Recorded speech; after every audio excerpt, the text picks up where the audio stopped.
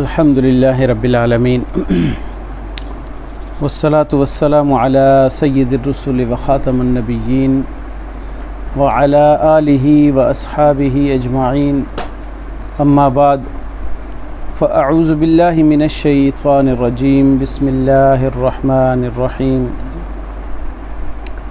ومن يرغب عن ملة إبراهيم إلا من سفه نفسه وَلَقَدِ اسْتَفَيْنَاهُ فِي الدُّنْيَا وَإِنَّهُ فِي الْآخِرَةِ لَمِنَ الصَّالِحِينَ إِذْ قَالَ لَهُ رَبُّهُ أَسْلِمْ قَالَ أَسْلَمْتُ لِرَبِّ الْعَالَمِينَ سُبْحَانَ رَبِّكَ رَبِّ الْعِزَّةِ عَمَّا يَصِفُونَ وَسَلَامٌ عَلَى الْمُرْسَلِينَ وَالْحَمْدُ لِلَّهِ رَبِّ الْعَالَمِينَ۔ سامعین محترم، سورۃ البقرہ کا دوسرا باب جو رسالت اور اس کے اثبات اور اس کے دلائل پر مشتمل ہے وہ چل رہا ہے۔ گزشتہ درس میں حضرت ابراہیم علیہ السلام کی وہ دعائیں منقول ہوئیں جو ابراہیم علیہ السلام نے اپنے اعمال کی قبولیت کے لیے اپنی اولادوں میں امت مسلمہ کے قیام کے لیے اور نبی آخر الزماں حضرت محمد مصطفیٰ صلی اللہ علیہ وسلم کی بعثت کی دعا کے لیے حضرت ابراہیم علیہ السلام نے وہ دعائیں کیں۔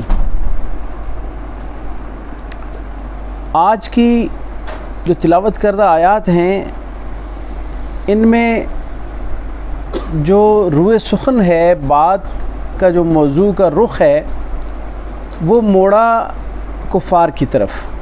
اللہ رب العزت نے ان کو یہ بتایا کہ ابراہیم علیہ السلام کی جو تعلیمات ہیں، ابراہیم علیہ السلام کا جو طرز عمل ہے اور آپ کی جو ملت ہے اس کے تقاضے کیا ہیں اور تم لوگ کیا کر رہے ہو۔ یعنی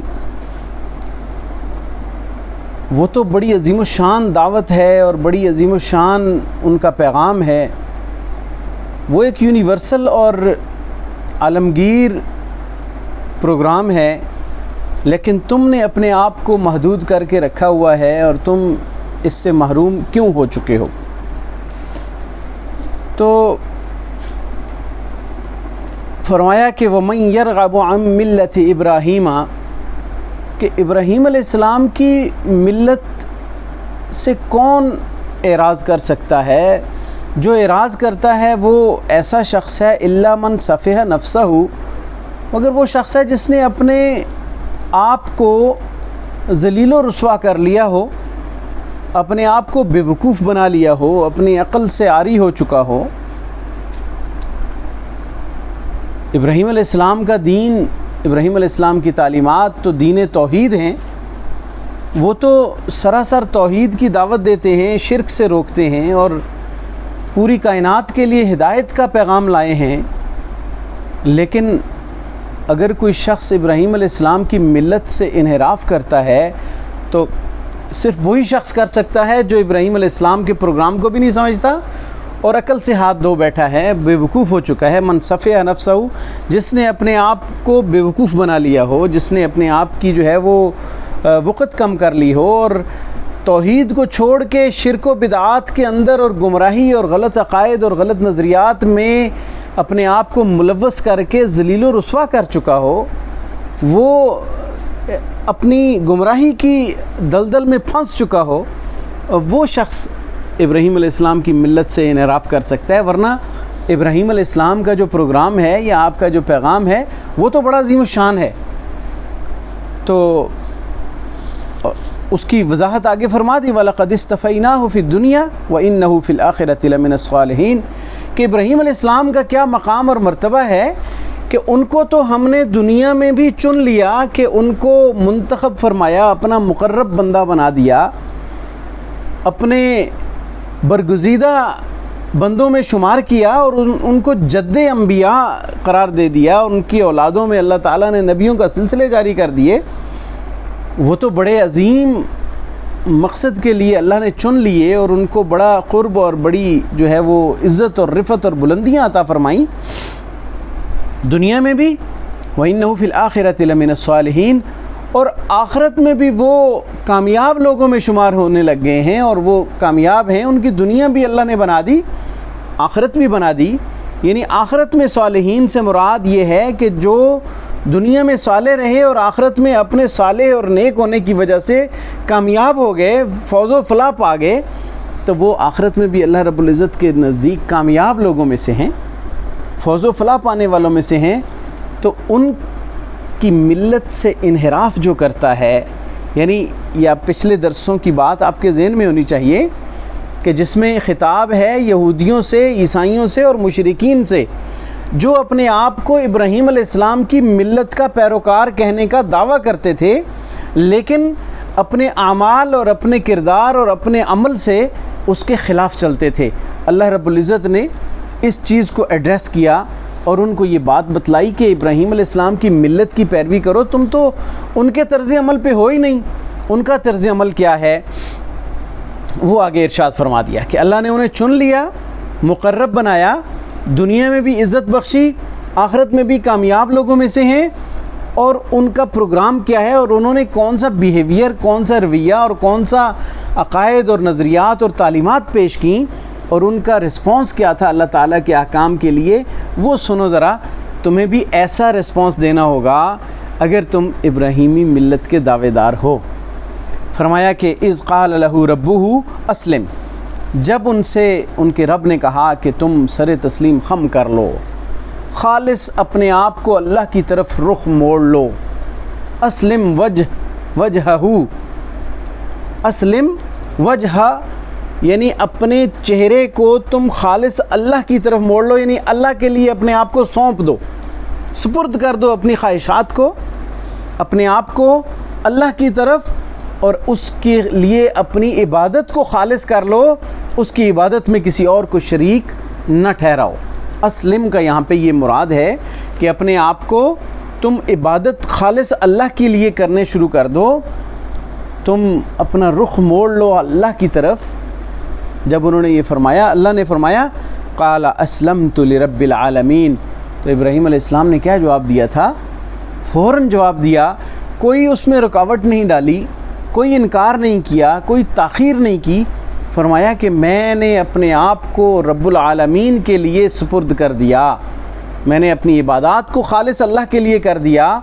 قرآن مجید کی دیگر مقامات پہ اپنے اس اسلام کے اظہار کے لیے، اپنے اس دین کے اظہار کے لیے ابراہیم علیہ السلام کی یہ الفاظ موجود ہیں، انی وجہت وجہی للذی فطر السماوات والارض، میں نے اپنی رخ کو اللہ کی طرف موڑ لیا خالص کر کے، جس نے آسمان و زمین کو بنایا، جس نے ان چیزوں کو پیدا کیا، حنیفاً یکسو ہو کر، وما انا من المشرکین، اور میں مشرکین میں سے نہیں ہوں، اور میں شرک کرنے والوں میں سے نہیں ہوں۔ ابراہیم علیہ السلام نے اپنے عقیدے کو ظاہر کیا، تو یہود و نصارہ کو یہ بتایا گیا کہ ابراہیم علیہ السلام تو دین اسلام پر تھے،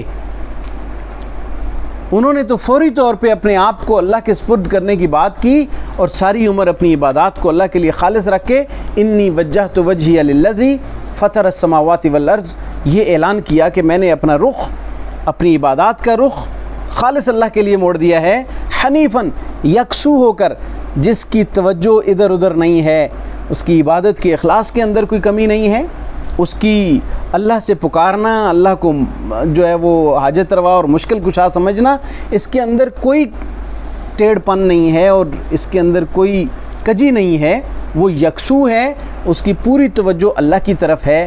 حنیفا وما انا من المشرکین، اور اپنے شرک سے بیزاری اور اعلان برات کا اعلان بھی ابراہیم علیہ السلام نے کیا۔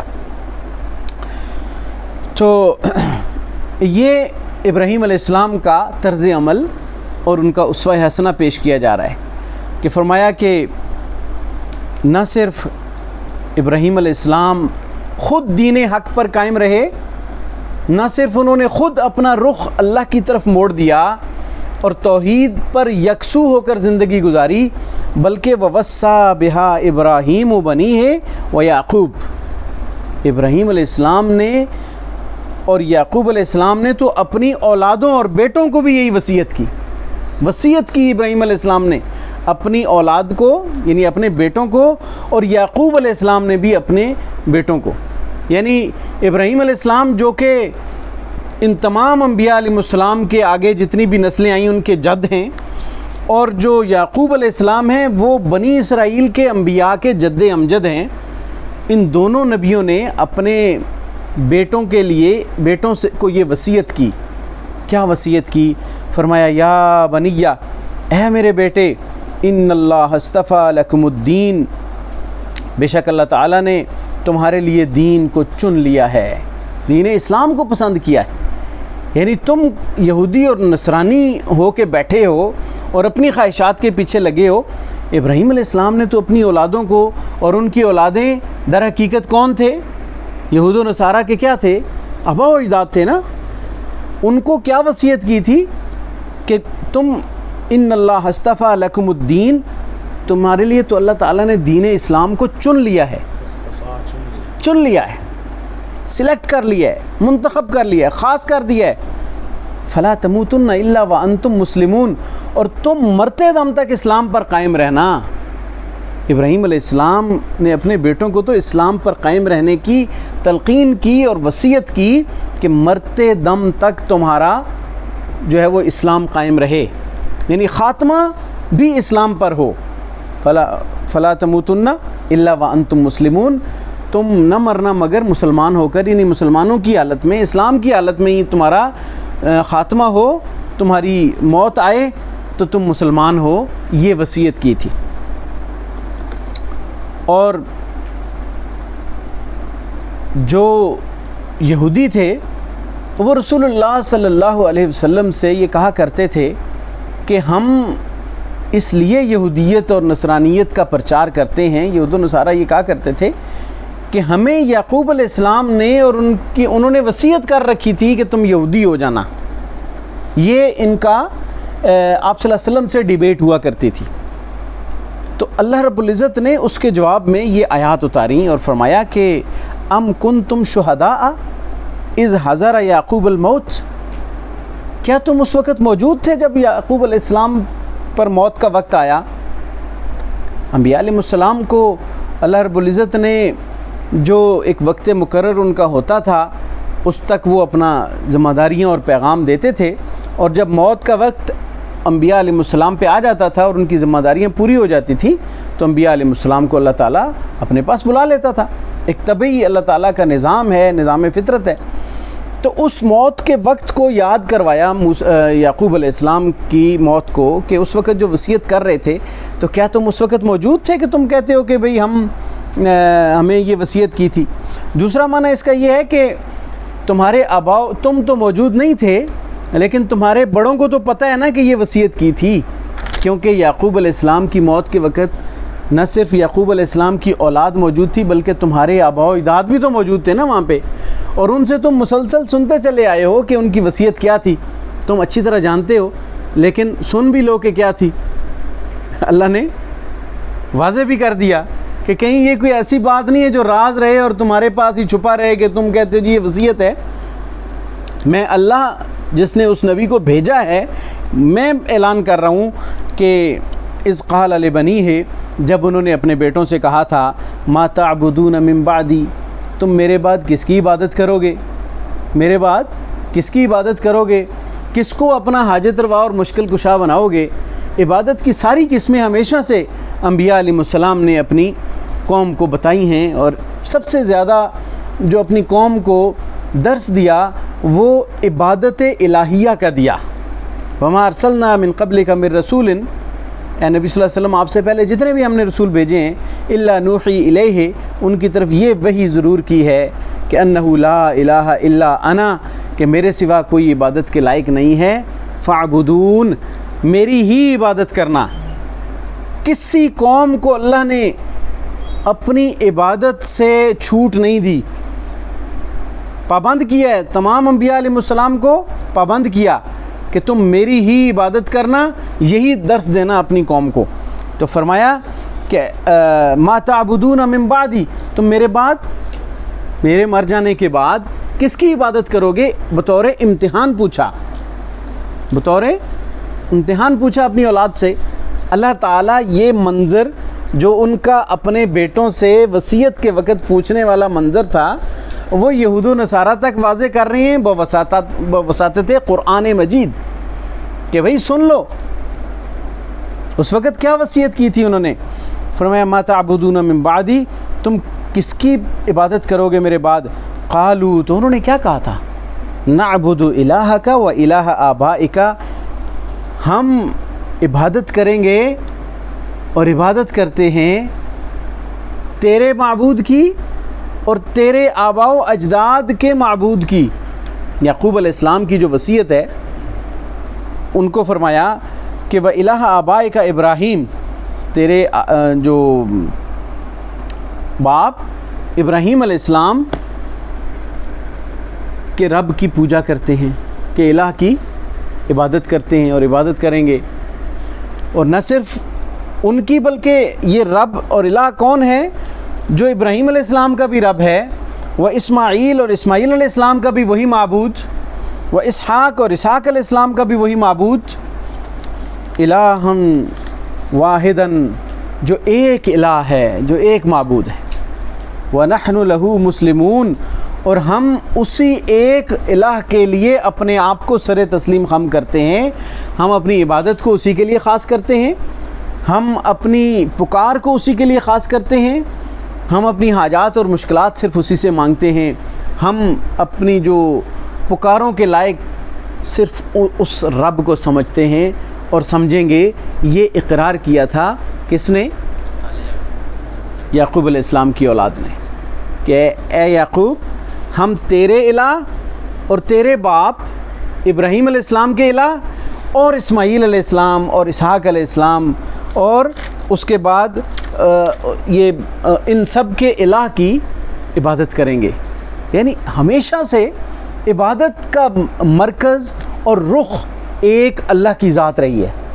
ہسٹوریکلی اگر اس کو چیک کریں، آدم علیہ السلام کے دور سے قیامت تک کے لیے جو اللہ کا ایک مشترکہ پیغام ہے وہ توحید ہے، اور توحید میں سب سے مین چیز کہ عبادت صرف اپنے رب کی کرنی ہے۔ میں نے آپ کو عبادت کے حوالے سے گزشتہ درسوں میں یہ بتایا ہوا ہے کہ عبادت کی پھر آگے 3 قسمیں ہوتی ہیں۔ بدنی عبادت ہے جس میں ہمارا جسم انوالو ہوتا ہے، وہ بھی صرف اللہ کے لیے ہے، رکوع، سجدہ، طواف، یہ ساری چیزیں جو ہے یہ صرف اللہ کے لیے ہیں۔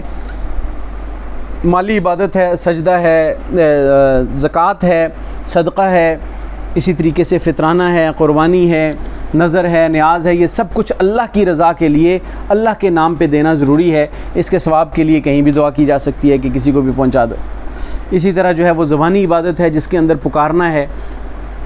یہ جو زبانی عبادت ہے جس میں پکارا جاتا ہے، حاجت طلب کی جاتی ہے، اس کو دعا بھی کہتے ہیں۔ یہ اس میں زبان سے جو صادر ہوتی ہیں، دل کی آہ جو اٹھتی ہے، ہم قرآن کی تلاوت کرتے ہیں، ہم ذکر اذکار کرتے ہیں، دعائیں مانگتے ہیں، یہ ساری زبانی عبادات ہیں۔ اس میں جو دعائیں ہیں یہ حدیثوں میں آتا ہے الدعاء مخ العبادہ، دعا عبادت کا مغز اور نچوڑ ہے، یا ایک حدیث میں آتا ہے الدعاء هو العبادہ، کہ دعا یہ اصل عبادت ہے۔ تو یہ جو پکارنا ہے یہ جزو اعظم ہے عبادت کا۔ تو ہمیشہ سے اللہ رب العزت نے ان تینوں قسم کی عبادات کا مرکز، محور اور رخ اپنی طرف کروایا ہے کہ میں عبادت کے لائق ہوں اور کوئی تمہارے لیے عبادت کے لائق نہیں ہے، چاہے وہ انبیاء ہیں، چاہے وہ اولیاء ہیں، چاہے وہ جنات ہیں، چاہے وہ فرشتے ہیں، چاہے شجر ہیں، حجر ہیں، سورج ہیں، چاند، ستارے، جو کچھ بھی دنیا کے اندر ہے وہ من دون اللہ کی کیٹیگری میں ڈال کے قرآن مجید نے ان تمام چیزوں کو جو اللہ کی مخلوق ہیں من دون اللہ کی کیٹیگری میں ڈال کے ان کی عبادت کرنے سے منع فرمایا ہے، ان کی عبادت کرنے سے منع فرمایا ہے۔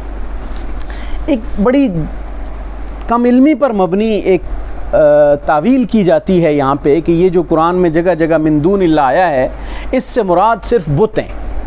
یہ ایک بہت بڑی قرآن کو نہ سمجھنے کی علامات میں سے ہے کہ قرآن میں آیا من دون اللہ، تو اللہ کے جو پیارے ہیں وہ من دون اللہ کیسے ہو سکتے ہیں؟ تو اس کا یہ مطلب ہے کہ جہاں پہ اللہ نے من دون اللہ کی عبادت کرنے سے منع کیا ہے تو پیاروں کو ایگزمپٹ کر دیا ہے کہ نہیں پیاروں کی کر لو، باقی من دون اللہ میں بت شت آ جائیں گے. جاہلانہ باتیں ہیں. قرآن نے تو جہاں من دون اللہ کا لفظ استعمال کیا ہے وہاں یہ واضح کیا ہے کہ ان الذین تعبدون من دون اللہ عباد امثالکم، تمہاری طرح کے بندے ہیں جن کی تم عبادت کر رہے ہو.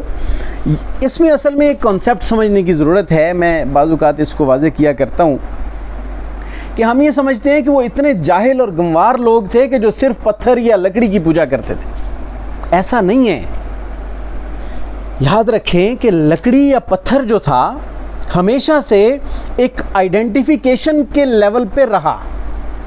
وہ لکڑی بھی ہو سکتی ہے، پتھر بھی ہو سکتا ہے.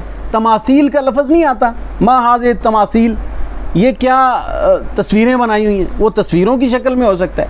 کوئی اچھا سا فریم بنا ہوا لگا ہوا ہو کسی بزرگ کی تصویر، اس کی پوجا شروع ہو جائے تو وہ بھی اسی کیٹیگری میں آئے گا.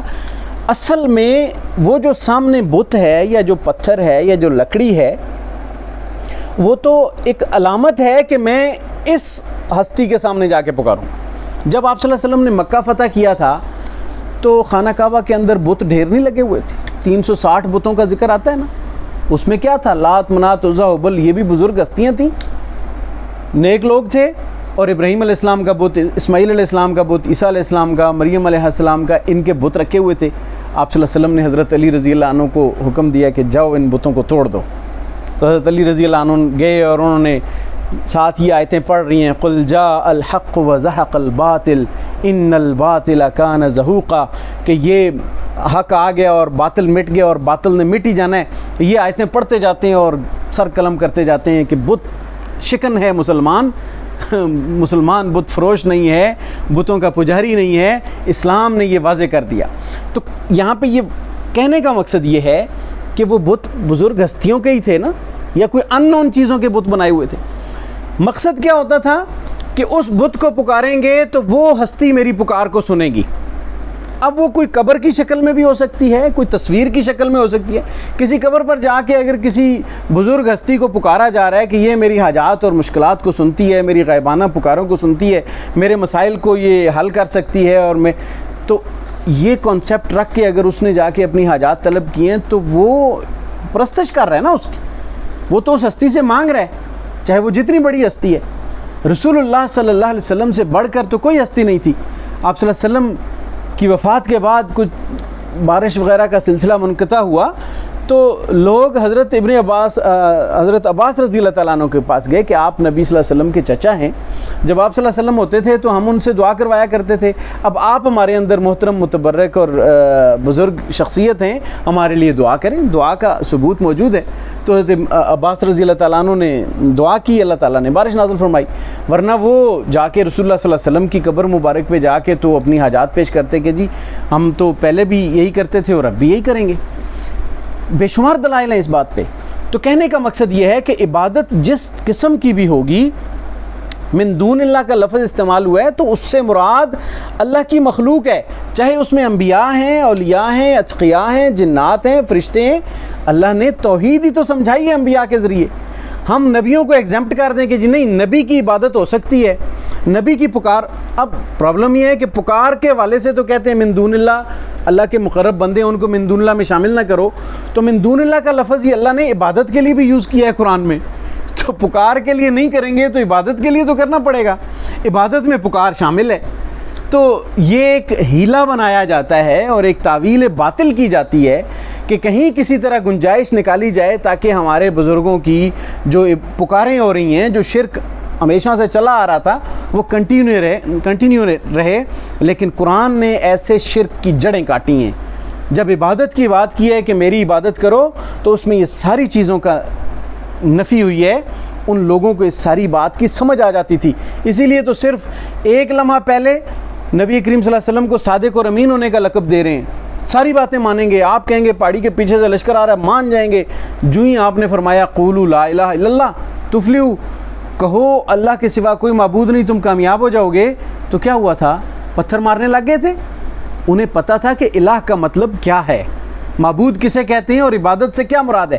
ہم اجمی لوگ ہیں، ہم نہ تو قرآن کے اندر گہرائی سے غوطہ زن ہو کے عبادت اور معبود اور الہ کا معنی سمجھتے ہیں، نہ قرآن نے جو سمجھایا وہ سمجھتے ہیں، بلکہ اپنی تشریح کو ہم ہمیشہ کے لیے قائم رکھنا چاہتے ہیں تاکہ جو گمراہی ازل سے تھی ابد تک رہے۔ یہ ہماری جہالت کی علامات ہیں۔ بڑا دکھ ہوتا ہے اس بات پہ کہ جب قرآن کے الفاظ کو اپنی خواہشات کے مطابق مروڑ کے اس کا معنی بیان کیا جاتا ہے اور پھر اس سے اپنے لیے گنجائشیں نکالی جاتی ہیں۔ تو عرض کرنے کا مقصد یہ تھا کہ ابراہیم علیہ السلام کی بات ہو یا ان سے بھی پہلے نوح علیہ السلام کی بات ہو تو کیا آتا؟ اللہ کی عبادت کرنے کا حکم تمام انبیاء علیہ السلام نے دیا۔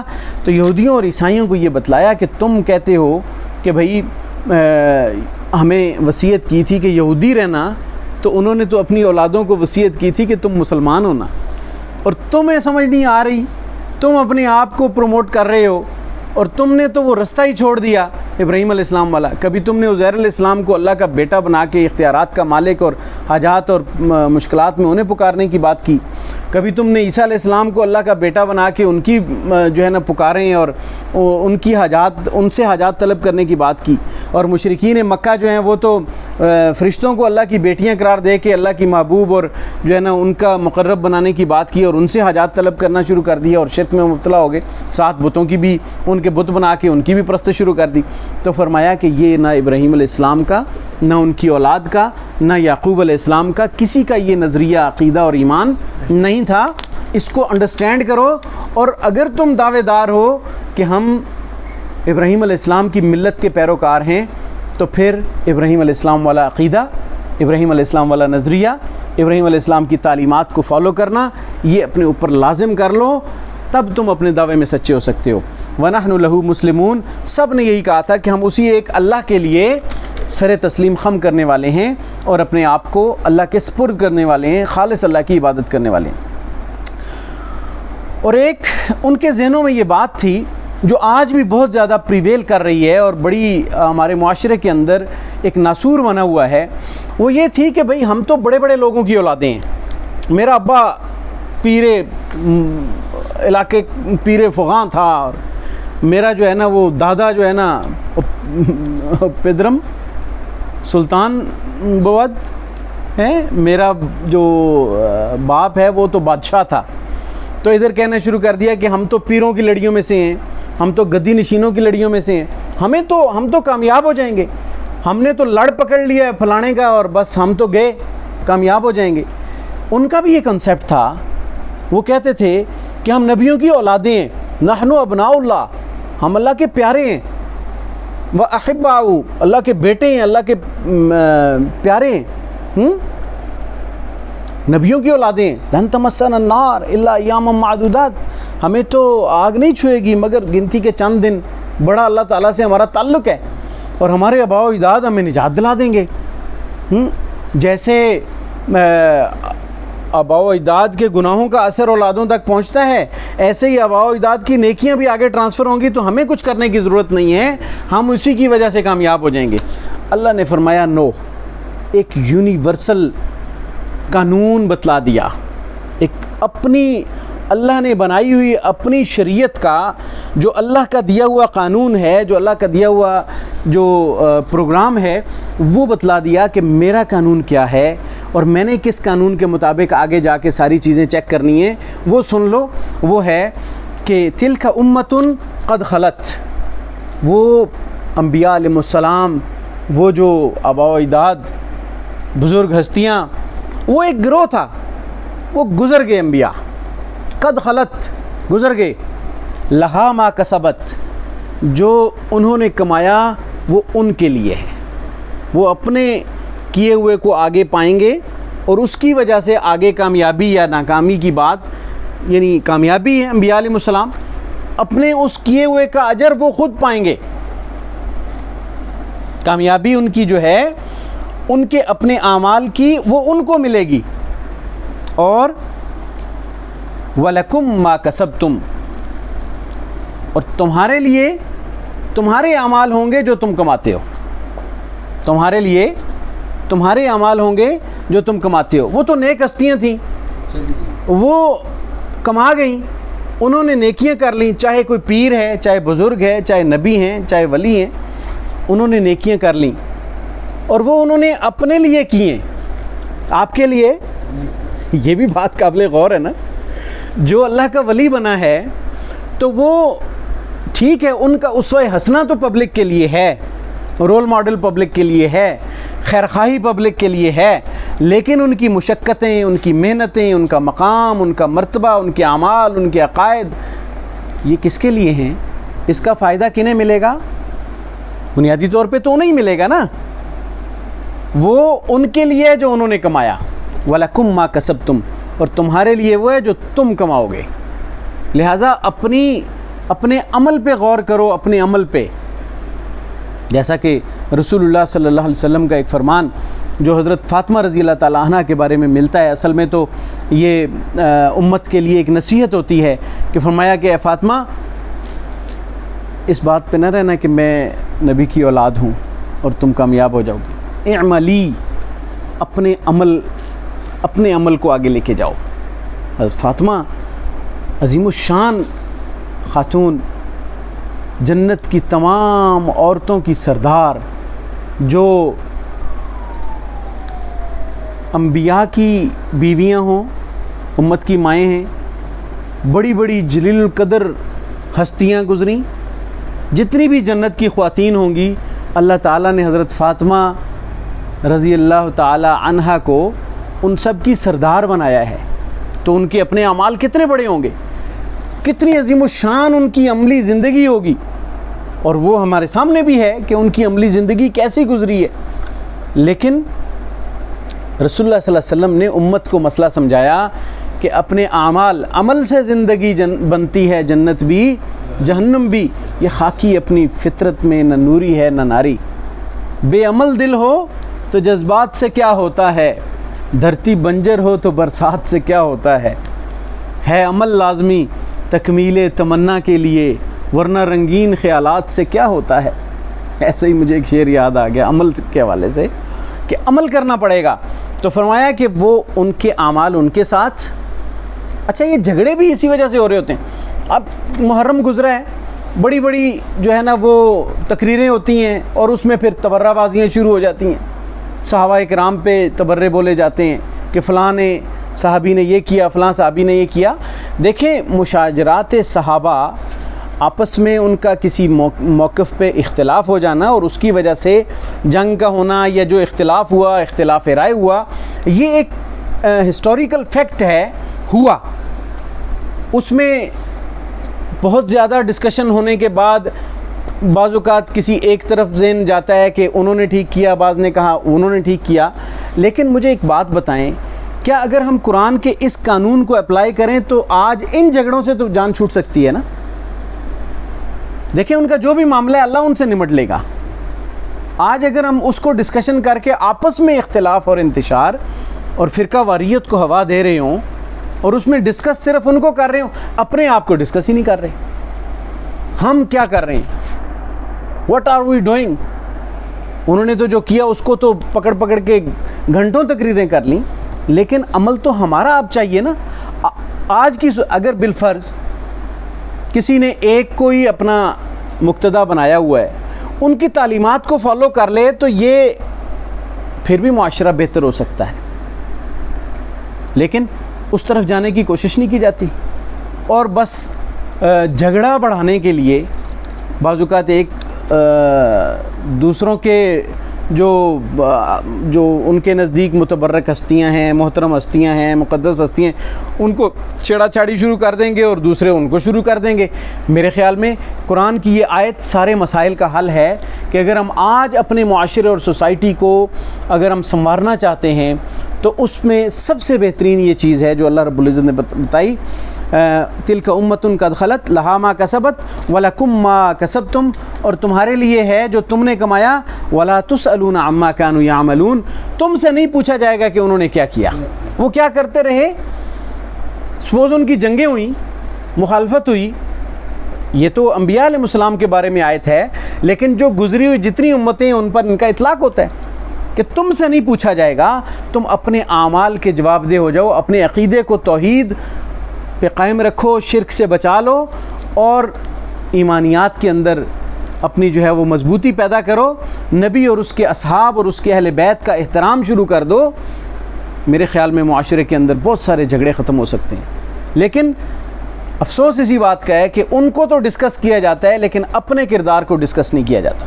یہاں پہ ہم کیا کر رہے ہیں، ہمارا کیا کنٹریبیوشن ہے، ہم کتنے ایک نیک اعمال عقائد اور ان کے لیے محنت کر رہے ہیں، لوگوں کے عقائد کو کس طرح درست کر رہے ہیں، یہ ہماری سمجھ سے باہر ہیں چیزیں۔ آج ہمارا معاشرہ اس کو چھوڑ چکا ہے۔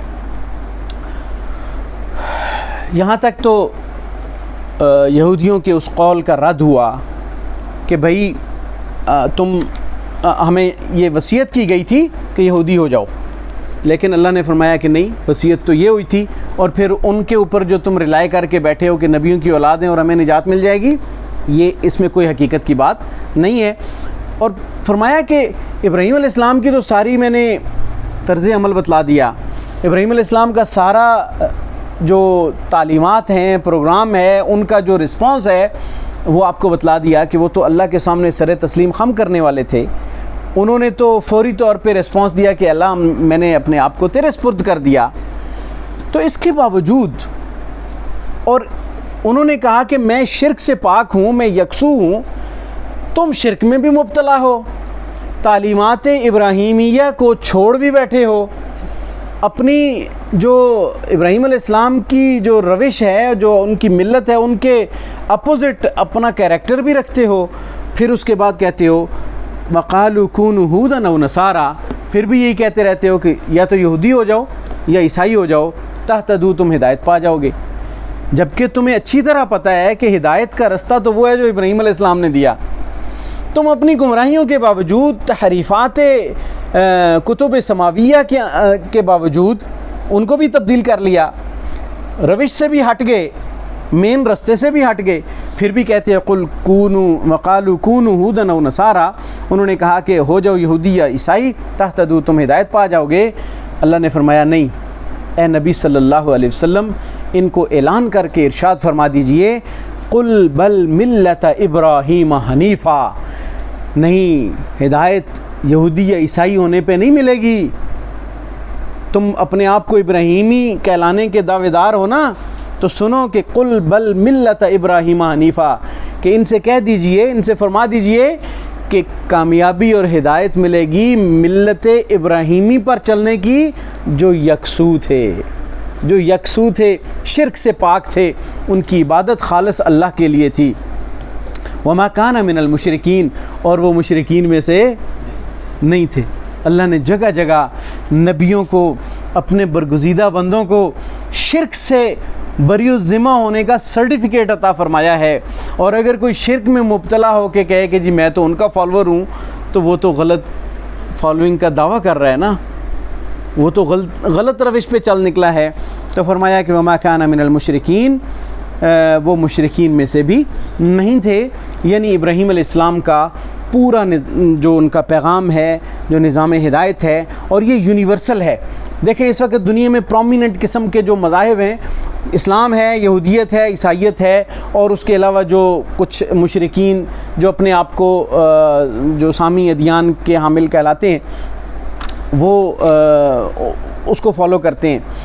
اب ان سب کے لیے یہ پیغام ہے کہ اگر تم ایک یونٹی بننا چاہتے ہو، یعنی جو ایتھیسٹ ہے، جو مذہب کو مانتا ہی نہیں ہے، اس کو تو وہ پرواہ ہی نہیں ہے نا کہ بھئی ابراہیم علیہ السلام کون ہے یا اسماعیل علیہ السلام کون ہے، لیکن جو اپنے آپ کو ابراہیم علیہ السلام کا فالوور کہتے ہیں، ان کی ملت کے جو تابعدار ہونے کے دعوے کرتے ہیں، ان کو تو پورا پیغام ہے نا۔ اور یہ دنیا کا بہت بڑا حصہ ہے جس میں یہ 4 مذاہب، 4 قسم کے لوگ جو ہے وہ آباد ہیں، تو یہ ایک بہت بڑی یونیورسل یونٹی بن سکتی ہے کہ نہیں بن سکتی؟ دنیا کے ایک بہت بڑے جو تعداد ہے انسانوں کی، اس کے لیے ایک اتحاد کا یہ پوائنٹ بن سکتا ہے کہ نہیں بن سکتا؟ یہ یونٹی ان ڈائیورسٹی کی ایک اچھی مثال بن سکتی ہے کہ نہیں بن سکتی؟ اگرچہ قرآن میں ان کو اس پہ دعوت بھی دی گئی ہے، تعالوا الی کلمۃ سواء بیننا و بینکم عیسائیوں کو فرمایا کہ تم ایسی بات کی طرف تو آ جاؤ جو ہمارے اور تمہارے درمیان مشترک ہے کہ اللہ نعبد الا اللہ، کہ ہم اللہ کے علاوہ کسی اور کی عبادت نہیں کریں گے۔ قرآن نے تو ان کو انوائٹ بھی کیا ہے، لیکن جب یہ باتیں ہیں کہ ابراہیم علیہ السلام کی ملت پہ آ جاؤ، میرے خیال میں ابراہیم علیہ السلام کا نام لینے والے مذاہب کو اگر اس پہ آ جائیں تو دنیا کے اندر یہ جو مذاہب کی بنیاد پہ اور ادیان کی بنیاد پہ جھگڑے ہیں، کھینچا تانی ہے، جنگیں ہو رہی ہیں اور استحصال اور ظلم کے بڑے بڑے نظام قائم ہوئے ہیں ایک دوسرے کو نیچا دکھانے کے، یہ ختم ہو سکتے ہیں۔ ابراہیم علیہ السلام کی تعلیمات کو اگر ان تمام مذاہب میں عام کیا جائے تو اللہ نے وہ ہمیں بتا دیا ہے، قل بل ملت ابراہیم حنیفہ، کہ بلکہ ہدایت، کامیابی، امن اور سکون ابراہیم علیہ السلام کی ملت کو فالو کرنے میں ہے، اور وہ مشرک نہیں تھے۔ شرک والی تو ضرور ان سے نفی کی کہ شرک میں مبتلا نہیں تھے، تم بھی شرک سے باز آ جاؤ، ابراہیم علیہ السلام کی تعلیمات پہ چلو، اور نبی آخر الزماں حضرت محمد مصطفیٰ صلی اللہ علیہ وسلم کو اپنا نبی مان لو، جو اس وقت یونیورسل نبی ہیں اور ابراہیم علیہ السلام کی تعلیمات پہ پورا اترنے والے واحد اس وقت نبی، ان کی تعلیمات جو ہیں وہ نبی کریم صلی اللہ علیہ وسلم والی ہیں، ان کو مان لو تو تم کامیاب بھی ہو جاؤ گے، ہدایت بھی پا جاؤ گے، اور اللہ رب العزت تمہیں عظمتوں سے نوازے گا۔ اسلام عظمتوں کی بنیاد ہے، اگر اسلام کی آغوش میں کوئی آئے گا تو اللہ تعالیٰ اس کو ہدایت بھی دے گا، اس کو عظمتوں سے بھی نوازے گا، اور اس کو پوری دنیا کے لیے اللہ تعالیٰ رہبر اور رہنما بھی بنائے گا۔ اللہ تعالیٰ سے دعا ہے کہ قرآن مجید کی ان تعلیمات کو سمجھنے کی توفیق عطا فرمائے، ہمیں سچے ابراہیم علیہ السلام کے پیروکار اور پھر نبی پاک صلی اللہ علیہ وسلم کی تعلیمات کے پیروکار بننے کی توفیق عطا فرمائے۔ وآخر دعوانا ان الحمدللہ رب العالمین۔ کوئی کوشچن ہے تو کر لیں۔ ایک سوال تھا